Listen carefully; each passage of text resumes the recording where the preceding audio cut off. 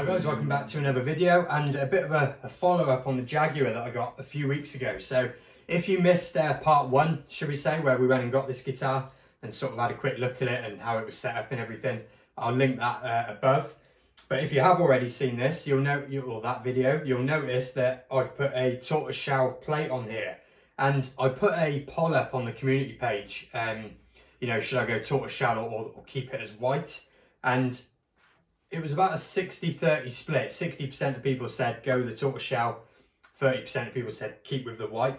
But after Johnny Marr's interview on that pedal show recently, where he's got his one with the white plate, I was kind of like, oh, do I prefer the white plate? But I don't know. I'm kind of 50-50. I like both, but as you can see, we've got the tortoiseshell one on here for now.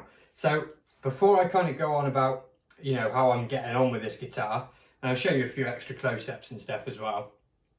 Let's cut to a few sound examples and stuff, and also I'll explain how the Jaguar controls work, because there might be some people out there looking to buy a Squier Jag as their first guitar or something, and all this just looks super confusing, because I remember when I was new to guitars, I didn't understand how any of this worked. So hopefully you'll see that, and then it'll make it, you know, you'll realise how simple and kind of easy to understand it is. So let's go over to that and then I'll catch you back in a minute. So what I thought I'd do to sort of show you some of the sounds as well is to talk about how the Jaguar controls actually work, because although there'll be plenty of you that are more than familiar with it, you know, there's people that are new to guitar that maybe they get confused with the Jag controls. So it's actually way simpler than it looks. So this section here is controlling your bridge pickup, neck pickup, and kind of like a bass cut, like it's called a sweet switch. So, you know, you've got a bass cut in and out. So with them all down,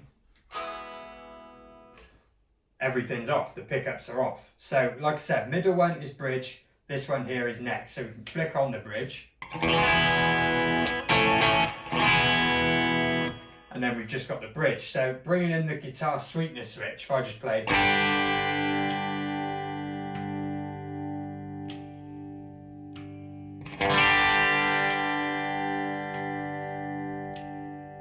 Might be easier to hear on an E with an open E.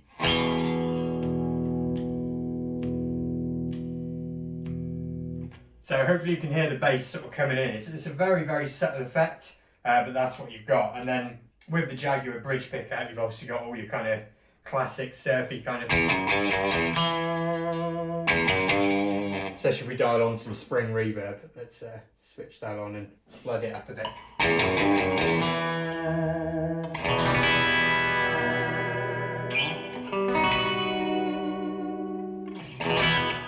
So you're probably super familiar with that sound, and that is a signature Jaguar thing. So let's bring that back off.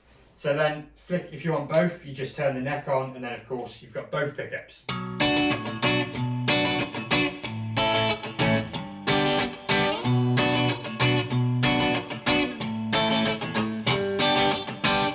So, you know, very kind of spanky, again, that surfy kind of funk music, if you like.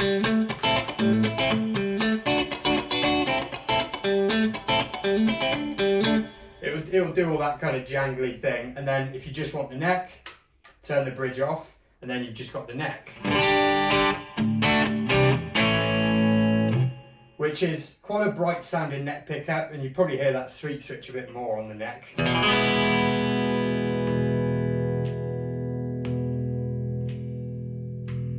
So hopefully you can hear that a little bit more cutting in and out. But when we're on the neck pickup, this is where this section of the guitar comes in as well. Because if I just, that's in this mode. If we bring on this side, which is called the rhythm circuit, listen to the difference.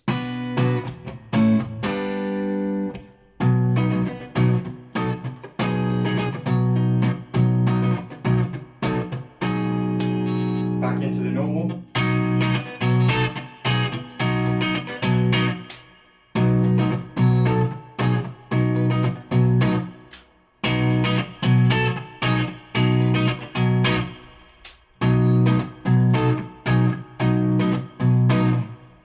So when you're in that rhythm mode, I think especially if you've got like the whole muting thing going on, it definitely offers a different sound. And then these two sort of roll switches here, when you're in that mode, just give you an extra volume and tone, because basically this half of the guitar, when you're in this mode, does absolutely nothing. So that's as simple as it is. And then obviously you've got volume and tone, you know, for when you're in the normal one. Just your standard master volume, master tone. And that's as simple as it is with a Jaguar. So if you've ever been confused with the controls, you know, hopefully that makes you go, ah, right, okay, yeah, that is actually very, very simple. The only issue kind of thing, like I said earlier, is the ergonomics of where they are. I quite often found myself flicking these on and off whilst I'm playing, and that's why on the Johnny Marr Jag you went for a more sort of traditional three-way switch sort of thing. And speaking of Johnny Marr, it'd be rude, so let's come to the bridge. It'd be rude not to try and dial in the how soon is now thing, even though it was recorded on a casino. So this is the clean tone, or my clean tone, without any kind of thing on.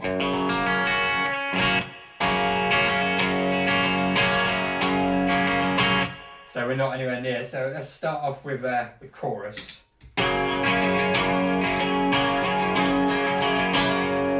And then I'm going to use the flint to add in the tremolo.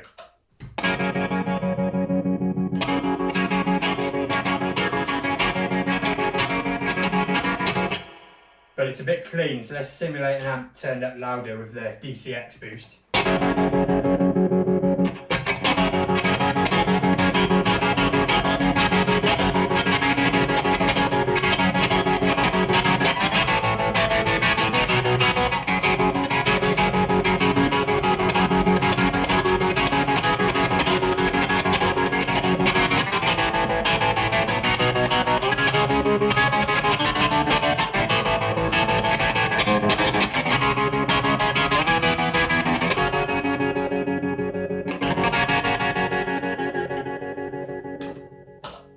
I mean, I think that gets pretty close to that, to be fair. Obviously, the tremolo is a real funny thing in that, because the recording is, well, it wasn't. Yeah, look at the Johnny Marr interview on the Pedal Show if you're interested in how he got that tone. And I learned a lot about why I can never replicate it and never will be able to replicate it. But I think that gets pretty close enough. So let's go back and take a sort of closer look at this particular guitar, and then we'll end the video there. So if you were confused about kind of how Jaguars worked, hopefully that, you know, clears it up a bit. And over the last couple of weeks, I have been trying to play this, you know, as much as I can, learning or trying to learn some sort of Jaguar tone specific songs, if you will. And I just am in a phase at the moment where I just prefer humbuckers and, you know, Gibson-y, bloomy type sounds. Even my Strat, I'm barely playing it, and because this is so, it's very, very classic Fender-y sounding. So from a personal standpoint, I'm struggling to kind of pick it up and start enjoying to use it, because all I really want to do is play my Eastman guitars sort of thing. So, you know, with that in mind, I kind of feel like this is a guitar that I'll come back round to, you know, when I'm wanting something different. But right now I'm just so into the humbuckers thing that any kind of Fender tones just aren't really, they're not really floating my boat. But I did have to do a couple of little things since this video. So if you remember, this has got the Stay Trem sort of Mustang style bridge on it. And this thing was moving around like you wouldn't believe. It was coming back to about here, up to about here. So intonation was being a bit of a problem. So all I did was wrap the post with some frog tape, you know, carefully, not like an animal. I did it, you know, conscious of not having dodgy like tape sticking out and stuff, but it has kept it really, really nice and solid. And the metal feet underneath here, I made sure to leave them without tape on, so you got, you know, no padded contact to the body, if you like. But that, as a temporary fix, has done the job. Where the tremolo goes in here, this is actually threaded, and it's all one piece. And this was, as it was spinning, kept unwinding it, and then this falls into the cavity here. So I had to take it apart, retighten that.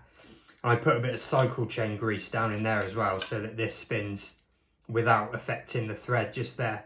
What I will do as well is as I was swapping the scratch plate over, I noticed that the pots and the caps were Mojo tone as well. So whoever did the upgrade must have been like a loom as well as the pickups that they did back then. So I'll put a picture of that up so you can see what the pots and caps look like.